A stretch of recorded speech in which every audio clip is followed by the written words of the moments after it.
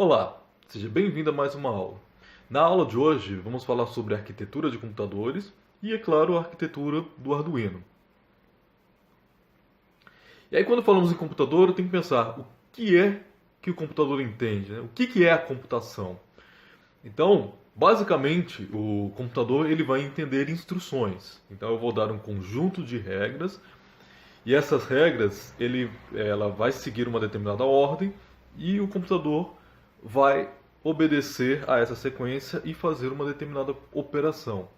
Então a computação nada mais é que, dado uma entrada, eu faço uma análise dessa entrada e gero uma resposta como saída, forma a obedecer um determinado conjunto de instruções ou um conjunto de regras. A arquitetura está relacionada em como eu vou processar ordens e a organização de computadores se refere a como a minha conjunto de unidades de eletrônica e unidades lógicas estão organizados entre si para formar o meu computador.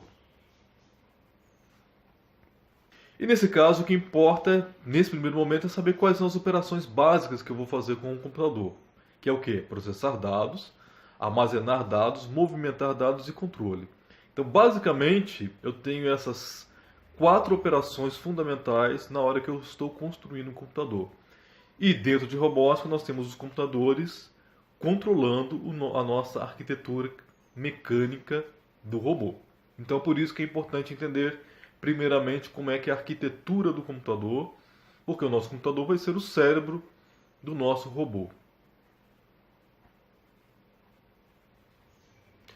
E as etapas de processamento de dado, eu tenho um dado de entrada, esse dado ele é processado e eu gero uma saída. Então eu tenho um dado que vai gerar uma informação. Então o dado é a matéria-prima original que nós temos. E a partir do tratamento desse dado, eu gero um resultado. E a informação é o quê? É o dado já tratado, é o dado já processado. Então, por exemplo, em robótica, eu vou ter sensores coletando os dados do ambiente, esses dados são processados e transformados em ação para o meu robô. Como, por exemplo, evitar um obstáculo ou mesmo reconhecer uma imagem e tomar a decisão de se deve ou não seguir um movimento de um objeto, ou se ele deve ou não capturar uma mão que captura uma bola de uma determinada cor ou não, separar por cores. Então a cor é uma informação. Reconhecer aquela cor e transformar essa cor numa ação, isso é pegar a informação, transformar dado em informação. E a arquitetura dos computadores modernos, ela se baseia no chamada arquitetura de von Neumann. Então, em 46, o John von Neumann ele criou um trabalho brilhante que descreve o que seria a arquitetura usada hoje pelos computadores modernos. E basicamente o que essa arquitetura tem eu vou ter uma memória para guardar e armazenar informações e o programa. Vou ter uma unidade de controle. Então aqui eu tenho a unidade de controle fazendo a conversa entre memória, unidades de entrada, unidades de saída e também tenho a unidade lógica aritmética. Então a unidade lógica aritmética ela é responsável por fazer o processamento matemático. Então operações de soma, subtração, multiplicação e outras operações lógicas de comparação. E aí eu tenho a unidade de controle, a unidade de saída pode ser um monitor, pode ser uma fita, pode ser uma impressora, unidade de entrada pode ser o teclado, o mouse, e ali eu tenho memória. Então a unidade de controle, juntamente com a unidade lógica aritmética, ela faz parte da unidade central de processamento, a famosa CPU, Central Unit Processing, ou, em português, o CP, que é a unidade central de processamento. Então essa é a ideia básica da arquitetura de von Neumann. A arquitetura é que o programa é armazenado em memória. Então temos sempre que pensar que nossos códigos, os programas, eles vivem na memória do computador. Então a memória é o local onde um programa habita, onde ele está morando. Já aqui eu tenho o exemplo da arquitetura do Arduino. Então o Arduino ele tem basicamente uma ALU, que é a unidade lógica e Arithmetical, Arithmetical Logical Unit, unidade lógica aritmética. Ele tem os registradores de propósito geral. Registradores são memórias. Então são memórias especiais que têm uma velocidade maior. Então registrador é memória. Então registrador é um tipo de memória especial em que o processador tem um acesso mais direto. Ela tem uma conversa mais direta, principalmente com a ULA, que é a unidade lógica aritmética. Temos ali o sistema de controle. Temos um program counter, um contador de programa, que ele serve para verificar em que posição do código que está na memória o meu Arduino está executando. Então lembra, quando eu tenho um programa, eu tenho uma sequência de instruções. Então tenho ali uma sequência após a outra, e à medida que eu vou fazendo uma operação, que eu tenho o programa está na memória, e eu vou fazendo operações de sequência, lendo a memória. Então o programa counter vai marcando para mim em que posição do programa já foi ou está sendo executado num determinado momento. Eu tenho a memória flash ou a memória de armazenamento. Temos registradores de instrução, decodificadores, interrupções. As interrupções elas são úteis para que eu possa indicar para o processador parar de fazer uma tarefa e operar fazendo uma outra tarefa, para depois voltar a fazer a tarefa anterior. Então uma interrupção ele vai simplesmente fazer, olha, nesse momento pare de fazer isso, faça essa outra coisa, para depois que ela terminar, você pode voltar a fazer o que estava fazendo anteriormente. Um outro ponto interessante é o Watchdog Timer. O Watchdog Timer ele faz o quê? Eu posso ativar, como um cachorro que fica vigiando. Então, de tempos em tempos, eu tenho ali esse Watching Dog Timer vigiando o processo. Então, eu posso inicializar esse avaliador e de tempos em tempos eu tenho que fazer, alimentar esse Watchdog Timer. O que seria fazer isso? Imagina o seguinte, eu tenho um código que eu sei que ele precisa executar após um determinado tempo. Então, ele está sendo executado e depois de um tempo eu sei que ele precisa terminar. Se nesse intervalo em que ele precisa terminar algo acontecer, por exemplo, meu programa travar, ou der algum erro, um bug que faz o meu código travar, pode acontecer de que o meu Arduino fique no modo, por exemplo, uma porta fique ligada o tempo todo, e isso pode causar um problema. Imagina o seguinte caso, eu tenho um micro-ondas. Você define lá no micro-ondas que ele tem 1 minuto para aquecer a sua comida. Por algum motivo, o meu micro-ondas trava. E aí ele fica no estado de ligado o tempo todo. Então o que eu tenho? O Watchdog, ele sabe o que? Depois de 1 minuto, se o meu micro-ondas continua no estado ligado, ou se eu não alimentei o meu dog depois de 1 minuto, significa que ele tem que reiniciar o sistema. Então a ideia é essa, eu vou colocar uma instrução de ligar o Watchdog, depois de um tempo eu tenho que alimentar esse Watchdog, ou seja, eu tenho que dar uma informação de que realmente, olha, depois de um determinado tempo, eu alimento para falar, olha, ainda está tudo ok, não deu nenhum erro. Se acaso, passado esse tempo, eu não alimentei esse Watchdog, ele simplesmente vai reiniciar o meu Arduino, vai dar um reboot. E isso vai evitar problemas como, por exemplo, uma porta que deveria ter sido desligada depois de 1 minuto, ela continua ligada, ocasionando algum problema, por exemplo. Tem os comparadores analógicos e as portas I/O. As portas I/O são as portas de entrada e saída, que são os pinos que nós vamos usar, por exemplo, para controlar um motor, para entrar dados de um sensor.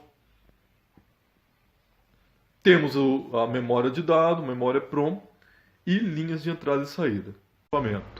Então é interessante ter essa visão geral de como é a arquitetura do Arduino. E novamente, como eu falei, um dos pontos mais importantes é a memória. E por quê? O nosso programa, nossas variáveis, elas vivem na memória. E tem um detalhe, a memória ela é finita. Só que os números, nós sabemos que os números naturais, os números que podemos criar é infinito. Então os números são infinitos. Eu posso ter uma quantidade que é infinitesimal ou seja, ela é extremamente, infinitamente pequena, eu tenho um número muito pequeno, e eu posso ter um número extremamente grande. Então, tanto para um número muito grande quanto para um número muito pequeno, essa quantidade ela é infinita. Eu posso ir reduzindo o tamanho do número quanto eu quiser ou aumentando o número quanto eu quiser. E aí tem um problema. Eu não posso escrever, eu preciso de memória para escrever número. Escrever número consome memória. E números muito pequenos também consomem memória. Isso significa que o zero do computador, nesse sentido de um número decimal, né, ele não vai ser o zero absoluto, eu vou ter o chamado zero da máquina.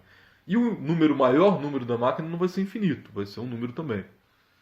Então nós temos o que? Números inteiros, e como números dependem da quantidade de memória, eu posso ter números inteiros, representar números inteiros que são por uma quantidade maior ou por uma quantidade menor, e faço isso para poder economizar memória. E isso é fundamental no Arduino porque nós estamos trabalhando com um computador de memória finita. Então, o Arduino ele é formado por um microcontrolador, e o microcontrolador basicamente é um computador com recursos mais limitados do que um computador de mesa, por exemplo. Mas efetivamente ele é um computador no qual eu tenho as memórias RAM, tenho a memória de dado, que é a memória flash para armazenar dado, e a memória EPROM, e tenho ali a minha unidade central de processamento para poder processar as minhas informações. Certo? E aí é isso importante, porque criar variáveis, toda vez que eu crio uma variável, eu estou falando, olha, guarde um espaço na memória para guardar esse tipo de dado. E o dado pode ser texto, número inteiro, número de ponto flutuante, que é o número decimal. E o Arduino, a família que é formada pelo microcontrolador ATmega 328P, ele tem só de memória flash 32 KB. A memória SRAM, 2 KB. E a memória EPROM, 1 KB. Então, voltando aqui para a arquitetura, eu tenho aqui a memória EPROM, a memória flash para guardar os programas, certo? E a memória de SRAM, que é a memória para poder processar aquela informação. Então veja, eu tenho 32 KB para guardar os meus códigos, o meu programa. Eu tenho memória RAM de 2 KB, que é para poder acelerar a conversa entre o dado da memória flash e o processador. E a memória EPROM, que é uma memória para gravar dados também de forma fixa, é de 1 KB. Então imagine que eu estou armazenando dados, meu programa tem que armazenar um determinado dado. Quando eu desligar, eu quero que aquele dado fique armazenado na memória do meu Arduino. Então eu uso a memória EPROM para poder guardar essa informação. Então eu vou ter uma variável, eu vou poder guardar apenas 1 KB. É muito pouco. Então 1 KB são 1000 bytes. Se você comparar com um computador atual que tem, por exemplo, memória RAM de 8 GB ou um disco rígido de 1 TB, 1 GB é 1 bilhão de bytes. Então a diferença é muito grande. Então toda vez que eu vou escrever um programa para o Arduino, sempre tem que tomar esse cuidado de que o meu limite de memória é pequeno e eu não vou ter muito espaço para ficar manipulando o dado ali dentro. Eu vou guardar de repente uma ou outra variável que eu vou usar para colocar na EPROM. E claro, se eu começar a usar muitos vetores ou começar a trabalhar com estrutura de dados muito complexas, o que vai acontecer é que o Arduino vai travar, porque eu só tenho 2 KB de RAM. Então toda vez que eu trabalho com estrutura de dados complexas, eu tiro essa estrutura da memória flash, mando essa estrutura para a RAM para poder processar. Então eu processo esse dado ali na RAM e aí depois eu vou limpando essa memória de acesso aleatório. Porém, se a minha estrutura de dado for muito grande e superar esses 2 KB, o que vai acontecer é que o Arduino trava. E aí, esse é um caso do Watchdog, porque se travou por excesso de memória, porque explodiu a memória e não explodiu esse erro para mim, eu uso o Watchdog para poder evitar esse problema de travamento devido a algum erro desse tipo. Claro, se o meu sistema está travando, eu preciso sempre analisar qual o motivo desse travamento, ou se ele está iniciando muito, qual o motivo de estar reiniciando demais, e aí eu precisar efetivamente fazer a correção do meu código. Vamos ver melhor do que é essa estrutura de bits. Um bit, na verdade, é 0 ou 1. Então tem o código binário, com 0 ou 1, representando uma estrutura de dado. Então, um byte ele é formado por 8 bits. Então aqui tem uma brincadeira que um hobbit e um robyte é formado por 8 hobbits. Então eu tenho aqui um bit e um byte. E novamente, como nós temos uma estrutura limitada, toda vez que eu compilar, que eu escrevo um programa, faço a compilação, o Arduino vai me mostrar, por exemplo, quanto de espaço de armazenamento o meu programa tem. Ali, por exemplo, nesse exemplo aqui, eu tenho que um código foi gerado para ocupando apenas 1% de espaço de armazenamento. O meu código armazena isso. E variáveis globais, quanto eu tenho de variáveis globais, nesse caso foram 9. Eu tenho muito pouco memória dinâmica sendo alocada para essas variáveis globais. E assim vai. Então eu tenho essa informação, na hora que eu compilo o meu código, eu consigo ver a informação sobre essa estrutura de memória, o quanto eu estou consumindo de memória ali dentro do Arduino. Só para ter uma visão geral disso, de quanto ocupa a memória, então, por exemplo, um texto, um caractere, então cada caractere de um texto ocupa 1 byte. Então, por exemplo, AB, se eu escrever a palavra AB, eu vou estar usando ali 2 bytes. ABC, 3 bytes, e assim sucessivamente. Escrever número inteiro, então vou escrever o número 1. O número 1, para conseguir escrever o número 1, eu preciso usar 2 bytes. Então, números inteiros eu represento com 2 bytes. Números decimais, para poder escrever números decimais, eu preciso usar 4 bytes. Então, 0.00001, ele ocupa na memória do computador 4 bytes. Eu vou ter ali inteiros do tipo, vou ter números longos, no qual eu vou ter maior, o intervalo numérico que eu consigo representar é maior. Então, se eu precisar escrever números que são muito grandes, por exemplo, eu posso usar o long. O long ele usa 4 bytes para poder representar um número. E eu ainda posso ter números ainda maiores, que é para poder representar uma sequência maior, uma sequência numérica maior, eu posso usar o doubler. O doubler, que é o duplo espaço, que é 8 bytes. Então eu vou usar 8 bytes para escrever um número. Então, quando eu estou falando de memória limitada, novamente, se eu começar a usar doubler para representar tudo que eu quero escrever ali, eu vou, para cada número, para cada variável que eu criar, eu vou estar reservando 8 bytes para aquela variável. Então, isso eu tenho que tomar um certo cuidado ao utilizar. Então, quando eu for criar um programa, eu preciso avaliar bem o meu código, avaliar a necessidade ou não de usar um doubler, ou um float, ou um int, ou um long, para poder escrever o meu programa. Então, quando é que eu uso um doubler? Quando eu preciso de uma precisão maior.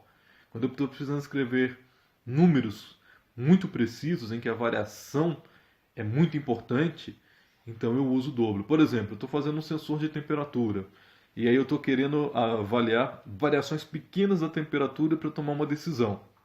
Isso pode ser usado, por exemplo, eu estou fazendo um sistema para cristalização. Imagina que eu tenho um componente químico, e esse componente químico ele começa a se transformar num cristal, variando com a temperatura.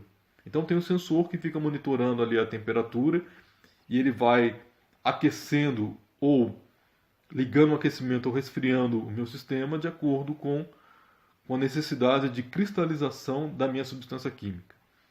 Então, à medida que eu vou fazendo o monitoramento dessa temperatura, de repente eu preciso avaliar como é que está a queda efetiva dessa temperatura. Então eu tenho que verificar a variação da temperatura anterior com a atual. E aí eu vou fazendo essa comparação para tomar uma decisão se devo aquecer ou não o meu sistema.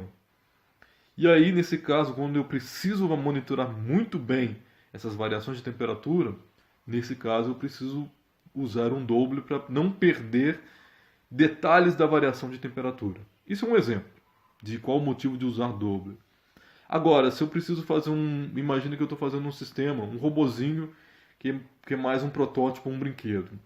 Então, no caso de um protótipo ou de um brinquedo, eu não preciso de uma precisão extrema para poder fazer o meu robô tomar uma decisão, como por exemplo, desviar de obstáculos, um robô que desviou de obstáculos a partir de um sensor ultrassônico. Então eu posso usar um float ou mesmo um int para poder determinar a distância em que o meu robô está. E aí eu não preciso de uma variação, de uma precisão muito grande na tomada de decisão a partir da leitura de distância. Então, nesse caso, eu não preciso 8 bytes para uma variável, de repente 4 ou 2 bytes para a variável que representa a medida de distância será suficiente para o meu problema. Então, esses são os casos de por que usar um determinado tipo ou não de dado e o quanto ele vai ocupar de memória. E aqui, por exemplo, com 1 byte, eu consigo representar números que vão de menos 128 até 127. O número inteiro, que é formado por 4 bytes, eu consigo representar ali, ó, indo de menos milhão, mil, milhão, bilhão, certo? De menos 2, aproximadamente 2 trilhões, até mais 2 trilhões. E assim vai, até que eu tenho um número doble, que veja, ele vai lá 10 elevado a menos 49.332 até 10 elevado a 49.332. Então eu vou ter aqui um número, esse doble, é um número muito pequeno. Então, por exemplo, 1,7 vezes 10 a menos 308 é como se eu tivesse ali 0,000, ou seja, 308 zeros, 1,7. E o outro caso, que é o caso da ponta extrema, que é o 3,4 vezes 10 a 308, é o 3, 4, seguido de 308 zeros. 34, 00000, 38 zeros. É um número muito grande. Então, eu tenho aqui, mesmo nesses casos de dobro, ou de float, que eu tenho essa dupla precisão, ainda assim são números muito grandes que eu consigo escrever. Então, por exemplo, para o long eu tenho o dobro, que vai a um número muito pequeno para o doble, é um 10 elevado a menos 308, e um número muito grande no doble é o 10 elevado a 308. O long doble, eu tenho ali um número muito pequeno, representado por menos 10 elevado a menos 4.932, como sendo o meu menor número. Esse caso aqui seria o chamado zero da máquina.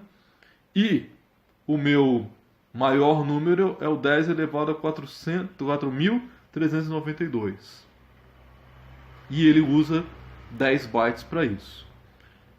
Então a questão agora é, se eu precisar um código que usa muita variável, se eu usar muito doble, ou por exemplo, imagina que eu vou criar, o que seria muita variável?